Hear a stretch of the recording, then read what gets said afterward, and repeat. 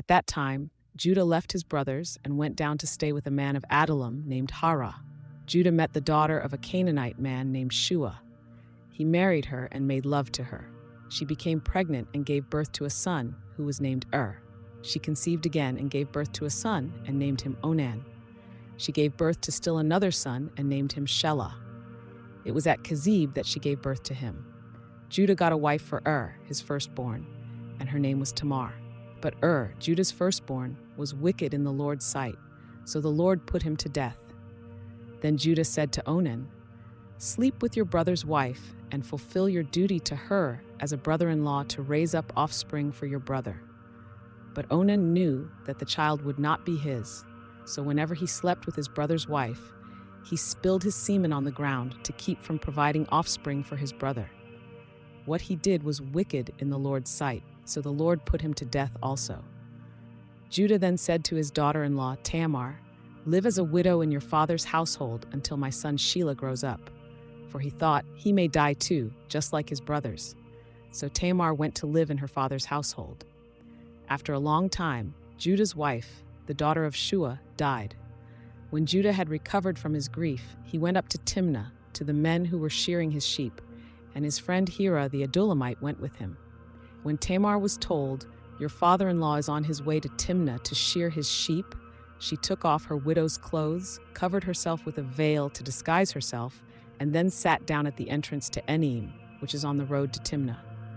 For she saw that, though Shelah had now grown up, she had not been given to him as his wife. When Judah saw her, he thought she was a prostitute, for she had covered her face. Not realizing that she was his daughter-in-law, he went over to her by the roadside and said, "Come now, let me sleep with you." "And what will you give me to sleep with you?" she asked. "I'll send you a young goat from my flock," he said. "Will you give me something as a pledge until you send it?" she asked. He said, "What pledge should I give you?" "Your seal and its cord, and the staff in your hand," she answered. So he gave them to her and slept with her, and she became pregnant by him. After she left, she took off her veil and put on her widow's clothes again. Meanwhile, Judah sent the young goat by his friend the Adullamite in order to get his pledge back from the woman, but he did not find her. He asked the men who lived there, "Where is the shrine prostitute who was beside the road at Enaim?" "There hasn't been any shrine prostitute here," they said. So he went back to Judah and said, "I didn't find her. Besides, the men who lived there said, 'There hasn't been any shrine prostitute here.'" Then Judah said, "Let her keep what she has, or we will become a laughingstock. After all, I did send her this young goat, but you didn't find her." About 3 months later, Judah was told, "Your daughter-in-law, Tamar, is guilty of prostitution, and as a result, she is now pregnant." Judah said, "Bring her out and have her burned to death." As she was being brought out, she sent a message to her father-in-law. "I am pregnant by the man who owns these," she said. And she added, "See if you recognize whose seal and cord and staff these are."